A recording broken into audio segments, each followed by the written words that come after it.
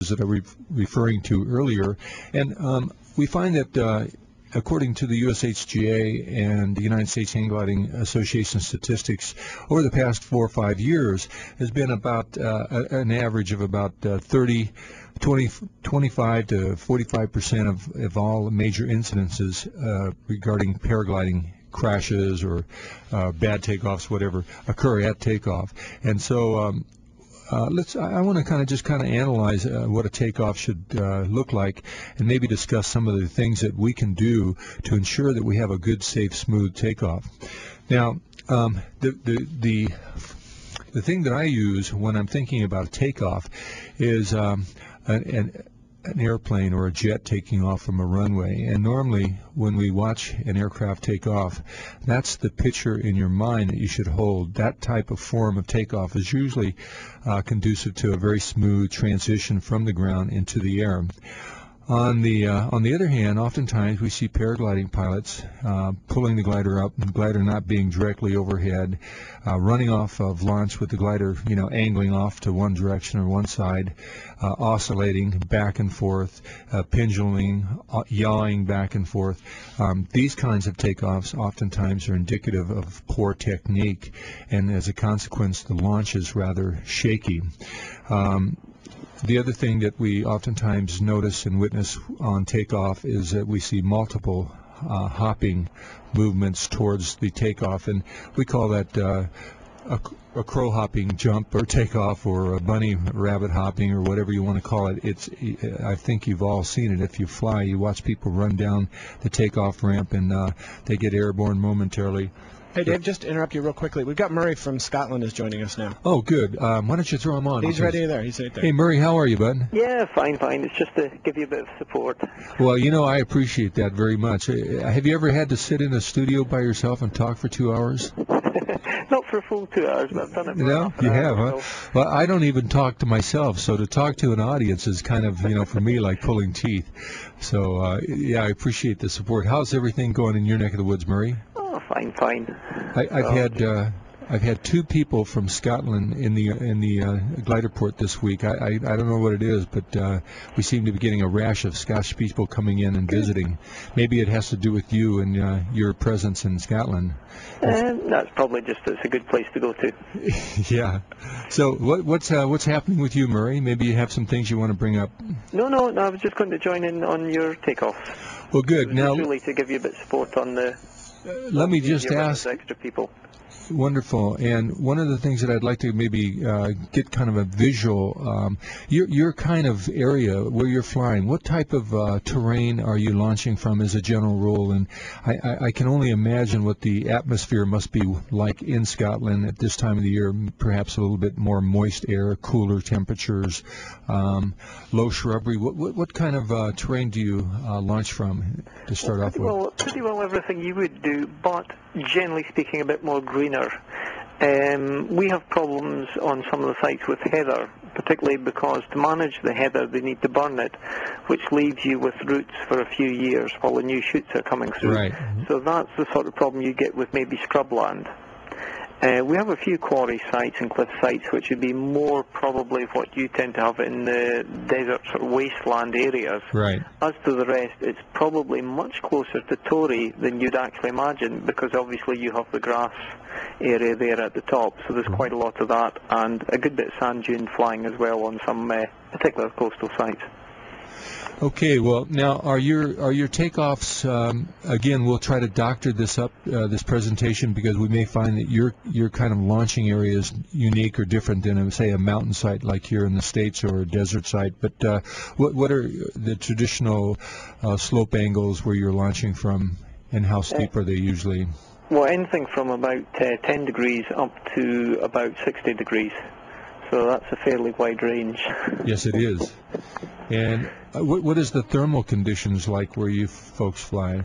Well, a couple of weeks ago, we were really starting to see the first thermal development of the year, and I was at a small site that's about 100 foot high, and I was getting about 800-900 foot up in the thermal lift, staying up for maybe 10-15 minutes. Because we had some folks out training, I had to actually stay at the site. So when the lift dropped off, then it was just back down, work a wee bit ridge lift, land, set them up for their next tasks. So it's early in the season yet, but we're starting to see some good thermal development on some days. Okay, so maybe let's get some of your ideas about what makes a good takeoff, a good safe takeoff in paragliding. Well, the first thing that we always go for is not actually a takeoff. People tend to say a takeoff and think about they took off, whereas usually what's actually happened is they pulled the glider up and the glider has taken them off. So we split it decidedly into a number of steps. I mean, we encourage right from day one, when a pilot pulls up the wing, to try and count to a solid 10, nice and steady and slowly, before they let the glider take off. So they bring the wing up, they make it inefficient but hold it stable above them. Even when there's enough lift, try deliberately to hold on the spot until they're ready, easing off the controls, making the glider more efficient, usually stepping slightly the wrong way. So if they want to do a right beat, they step slightly to the left, which induces the right roll and takes them straight away into their first beat, rather than flying out and then trying to turn.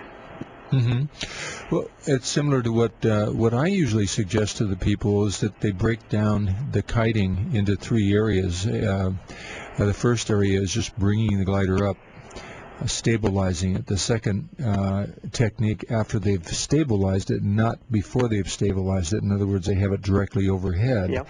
Then at that point, once stabilized, they turn. And then from that point, again, if they have to reposition to get underneath the glider, because oftentimes what happens is when people turn, they take a step backwards. Yes. And in taking a step backwards, oftentimes the glider will either pendulum forward, or they may step backwards and find that the glider now has yawed over to the left or the right, and they need to reestablish center. But once that's established, then they slowly start moving forward into the launch. So we break it down into 3 segments, and by doing that, it seems at first we're training just in segments. First we work in reverse kiting, and so on. So I'll tell you what, we need to take a real quick one. So hang on. This is just going to be a brief one, a real quick break, and I'm going to be right back. So stay tuned. Okay, and welcome back, Murray. Thanks for hanging on with us, bud. My pleasure. Okay, so we've kind of I broke down some of the steps that we use, and we oftentimes find that, like you have mentioned, a student or a new pilot will pull the glider up, and the glider will fly him off the ridge instead of him flying the glider. So that can happen very easily if one's not controlling the aircraft. Yep. I mean, I would say it goes well beyond just the beginner. I mean, the vast majority of pilots you see tend to take off as one move, and it is very much that the glider takes them off. We actually subdivide it into a few more steps than that. In the initial pull-up, we tend to do what we call a double bounce. So the first part is only bringing the wing up as far as a very low drag mode to make sure it's fully inflated, fully pressurized. You can clearly see all the lines, you can see the cells. We let it sink. Now that's a relatively stable position, so it's a bit like a standing start, but by letting it sink and then smoothly surging it up, particularly in the stronger winds which we tend to be flying in, it gives you a very clean transition through the drag mode up into the stable position above you. Right. One of the things, too, that we talk to our pilots about when they pull the wing up, oftentimes it behooves you to look at the wing, not only to see that everything's clear up above you, which you're looking at as you're bringing it up from the reverse mode anyway, but the other reason is to see which way the wing is pointing. And oftentimes you're standing at the cliff area and you have a windsock out and it's showing one direction, and you get the wing 30 feet above your head, 10 meters above your head, and all of a sudden it's showing a slightly different variation of direction. And generally that's the truer direction. So when we're launching, we tend to want to launch into the wind, and that certainly can help make your takeoff a little bit more effective. Yeah, I would say with cliff launches it's very, very easy for it to be as much as 30 degrees or more off the lower level windsock. One of the things we tend to do is you have a windsock maybe set 100 feet back from the cliff edge, Exactly. at which point it's back into more a true airflow. Yeah, in fact, we have a series of flags all up and down the ridges of Torrey Pines, and of course what happens at the cliff level, oftentimes the wind is compressed coming up the ravine to show when it hits the sock a certain direction, but about 100, 150 feet behind the ridge, actually about 200 feet behind the ridge, is our store, and about 40 or 50 feet above the ground we have some flags, and these flags generally indicate a much truer direction of the wind. So again, we have several ways to check direction of the wind. One of the reasons why wind is so important, obviously you have a much better transition moving out from the ridge if you're moving straight into the wind. Oftentimes when people take off, they pull the glider up if there's a slight south component or a north component. In other words, they're taking off and the wind's not coming straight in. You've got crosswind. Exactly. Oftentimes the newer pilot will unknowingly, the wing will lift up on the side where the wind's coming across and lift the wing up and actually cause them to run off the cliff almost in a downwind manner rather than into the wind. And we see this happening all the time, and oftentimes it happens without even the pilot realizing it. Yeah. No, it's particularly true if they go for a one-stage launch without breaking into the steps. The other thing we'll quite often do on cliff launches is actually pull the glider up, do the sort of what would traditionally be the launch part, maybe 100 foot back from the cliff. Right. And there you're in laminar airflow. There's no real vertical component to it.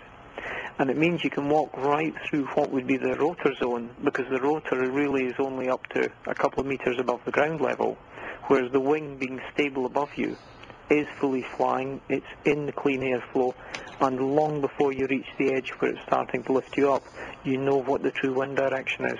Right. Right, and it also allows you to feel where the turbulence is as you're approaching the ridge. Oftentimes this is something you want to know about, because if you're coming back in a top landing and you know that, I just walked through that rotor and it's about, 10, 15, 20 meters behind the ridge, it really is strong. Of course, that's the pilot that feels it, not really the wing, because the wing is in clean air above the rotor. Got it. Well, listen, we're gonna be taking a real quick, fast break, they call it. So can you stay tuned? And sure. We're going to be right back after this brief. Okay, hold on.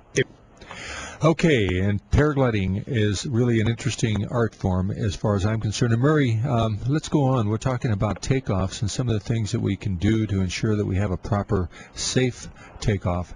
And any other suggestions you might have? One would be roll authority. If you think when you're facing forwards, if the wing starts to roll to one side, effectively you're having to step sideways, which is not the way that we're really designed to move.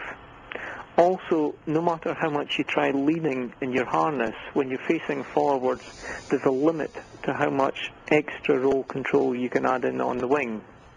But if you remain in the cross brake reverse position, your roll authority is probably 5 or 6 times fold, because by turning in the harness, you can produce a change on one riser compared with the other of maybe a foot or so, with the secondary advantage that if the wing, as you look at the wing, is dragging you to the right, when you turn that way, you're actually running forwards rather than sideways or backwards, and that gives you a massive amount of roll authority. So there's a big advantage in staying in the cross brake reverse position.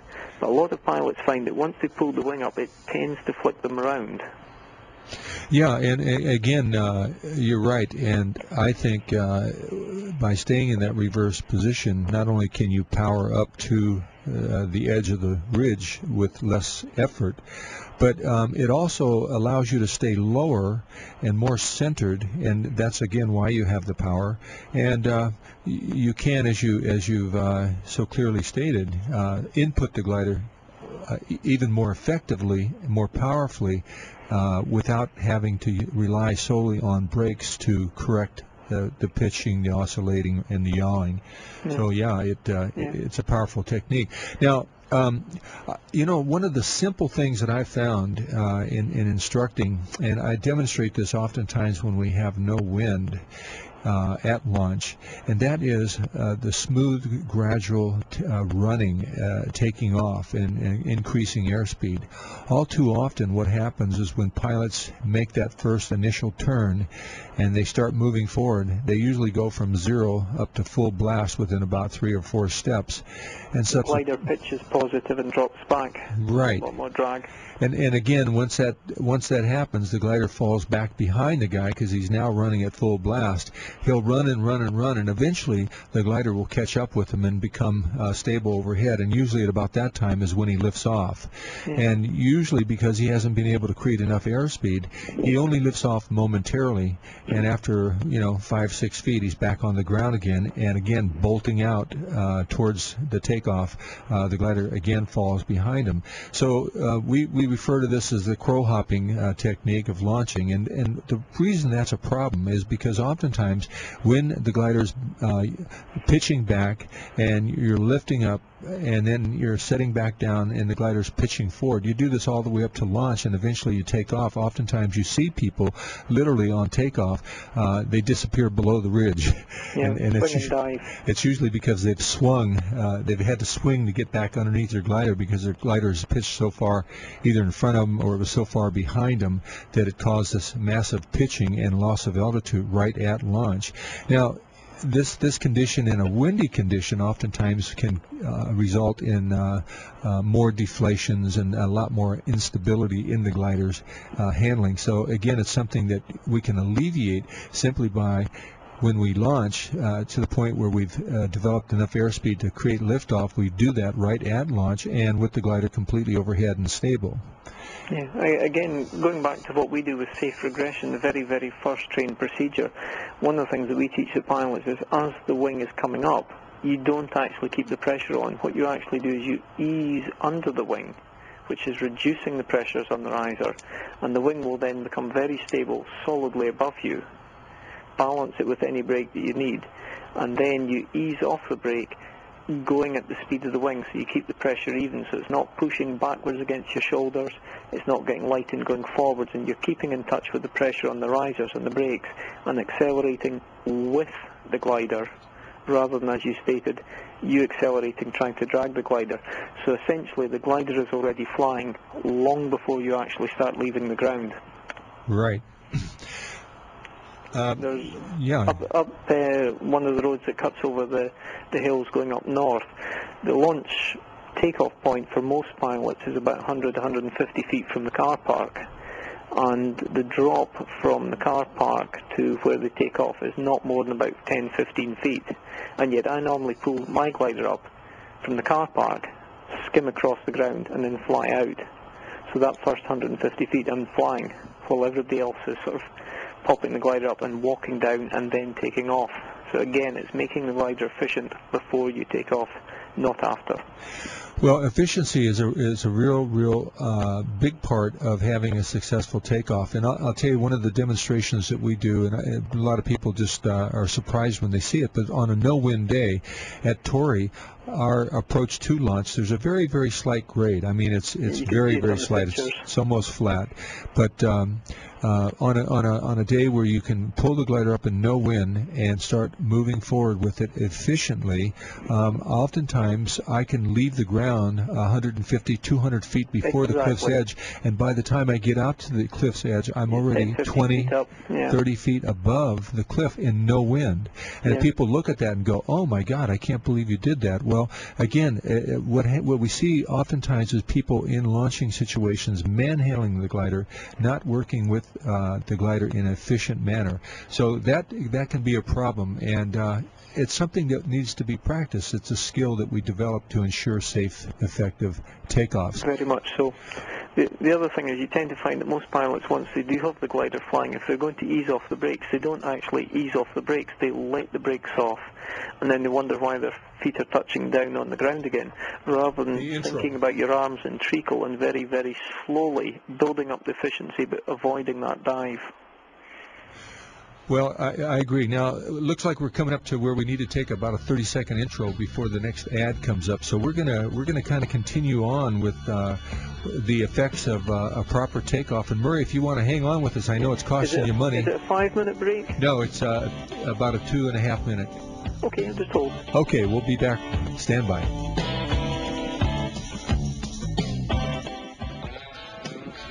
Okay, and welcome back. And Murray, thanks so much for holding on. Appreciate you hanging on during the break. Okay, so let's continue. You're bringing up some good points. So we're sort of into the last step before you finally leave the ground. Now, obviously, there's some sites where this is not suitable for. If you've got a narrow area which pilots can take off from and it's a busy day, clearly you do not want to be standing with a wing stable above you for 10 minutes at the takeoff spot. Right. It could become very, very unpopular. But if you're looking particularly at some of the smaller sites, and we fly sites that are as low as 30 feet high or even less, but you've got a decent ridge length, and you may be launching through a gate in a barbed wire fence, so there's only a couple of places you can take off from, but there's plenty of space for people to stand with a wing stable above them. One of the things we do there is we walk right to the edge holding the wing stable, but the actual takeoff involves slightly more brake, stepping slightly forward to get the wing to drop back a fraction, then easing off the brake. The wing will then take you back, and you can go back 6-10 feet, easing off the controls again, and then letting the wing come forward, last second stepping slightly sideways and stay straight off to the beat. The further advantage of that is if it was a bigger site, and particularly a cliff site, you can't always see if there's somebody that's done a low save that's coming back up in the ridge lift. So if you've actually stood at the edge, you can see where any low pilots that may be coming back up into the main airspace are before you take off, and that way it's got a big advantage for flight safety. That's a great point. Yeah. Okay, so you can see that one of the reasons why we look at these statistics and we see that somewhere between 25 and 45% of incidences, as they call them, where people have crashes on takeoff, oftentimes have to do with some of these techniques that we've talked about. And in most places where people train, you'll see people put a great deal of emphasis on kiting, but very little emphasis is placed on a proper launch. Yeah, the transition between the kiting stage and the flying stage. And so we'd like to encourage all of you, if you have the opportunity to find a place where you can practice just that. You can't always do it at some flying site, but there are places, and I'm sure, Murray, you have plenty of them where there's just nice green grassy knolls or whatever. Anything 10, 15 foot high is perfect for that, because you're not going to get tired, you're not having to walk up, but you can easily do 20, 30 flights in an hour. Right. And this is really a technique that once you refine it, I tell people, I fly all the time out in the mountains and a lot of the really strong conditions. I can't even remember when I've had a deflation on takeoff, and part of that is just because the techniques that I'm talking about, using them, will minimize deflations and kind of catastrophic events that happen sometimes with poor technique on takeoff, and just being able to manage the glider's energy and so on. You learn that, but you practice this enough and it becomes automatic. And your takeoffs become much better. I mean, I think I'm up to about 20,000 flights so far. And I'm the same boat. I really can't remember I don't think I've ever had a deflation on takeoff for that very reason. But sometimes standing there with the glider stable, just feeling out for the conditions, waiting for that right moment, yes, you can have a deflation then, but certainly never while leaving the hill. Right. Well, that's the same thing, and I even surprisingly, you see a lot of people have deflations and don't even know they have them. I mean, it's just you develop this awareness and this fine tuning, not only of taking off, but of also feeling the glider. And this is the other thing that I encourage people to do, is that oftentimes when you're going to fly a site, particularly if it's a site that you haven't flown in a while or you're a little bit rusty, to get out and work with your glider, practice with it, kite with it. do some practice takeoffs, and then feel at that time you feel ready to go ahead and fly. Oftentimes it behooves you to kind of walk your glider, as you pointed out, right up to the edge of the ridge. I see it. And by doing that, you not only, as you state, get a chance to look down below to see if there's not anybody climbing up, but it also gives you a chance to feel how strong is the lift right at the foot of the launch. What are the conditions like? Are they turbulent? Is there a real big rotor just behind it, or what's going on? And so a lot of these things you can do without even leaving the ground. You can start to suss out what the conditions are going to be like. A lot of people come up and go to the ridge and they decide, well, should I fly or should I not fly? I always tell them, a good way to know if you're going to be able to sustain soaring is just walk up to the ridge with your wing fully inflated and stand there. If you can't hold your feet to the ground, it's soarable. If, on the other hand, you're standing there and you're kiting, you can hardly keep your glider up over your head, you're not going to go up. You're going to go down as a general rule. So there was one day standing at the top of a 600-footer for about 15 minutes with the glider stable, and there was a couple of other pilots, and they kept saying, when are you going, when are you going? I said, just when there's lift. And they all went off and went straight down. And I just, about 20, 30 seconds after the last one went off, I felt the brake pressure just increasing that fraction. I stepped left, zeroed the brakes out, and I flew about a mile along to the next hill and back. And by the time I came back, everybody was down on the bottom. And it was feeling for that pressure. When you feel that extra wee bit on the brake, that's time to get off, because that's your least efficient part of the flight. If you can be at the best for that first few seconds of the flight, and it's marginal, you can stay in the lift band. If you just go for it, you're down. It's different if it's big thermal alpine flying, but if you're ridge soaring, it can make all the difference. Well, these are the subtleties that sometimes it takes a little while to pick up, and a lot of people call that the experience factor that you begin to learn. And hopefully by sharing some of this good stuff, some of our listeners may have had some good insights. And again, if any of you would like to add or have comments, feel free to call us or email us. We'd love to hear from you on this topic. And with this day and age, with a lot of people having digital cameras, it's not even as if you need video. You just get your friend to shoot a couple of minutes. It doesn't matter if, it's not great flying shots. We don't always want great flying shots. Sometimes we just want to be better pilots. So get them to shoot about 2 minutes of video and then stop and look. Don't bother about the wing. The wing doesn't need to be in the picture. What you want to see is the pilot. You want to see exactly what you're doing with your hands, with your feet, how you're moving. Then just sit down and actually look at it. Don't just see it, actually look at it. If you've got a digital camera, you don't have to save the pictures. Get them to take a few close-up shots. Then you're sitting on the hill waiting for the next wee bit of breeze. Have a look at those pictures and see exactly where your hands were. The number of pilots saying, I didn't have any brakes. They look at the picture and they go, wow. Right. So true. Well, Murray, we've got another break coming up, and I know your phone bill must be going up sky high. So I want to tell you how much I appreciate you sharing, and you've really made this first hour whiz right by. So thanks so much for calling in all the way from Scotland. Okay, well, we hope to hear from you next week then. Yes, you never know. If it's something really good later on, I might even phone back in and the phone bill. Okay, my friend. Bye. Thank you so much. Bye. Okay, again, with Paraglider Show, we'll be taking a brief break, so stand by. We'll be right back.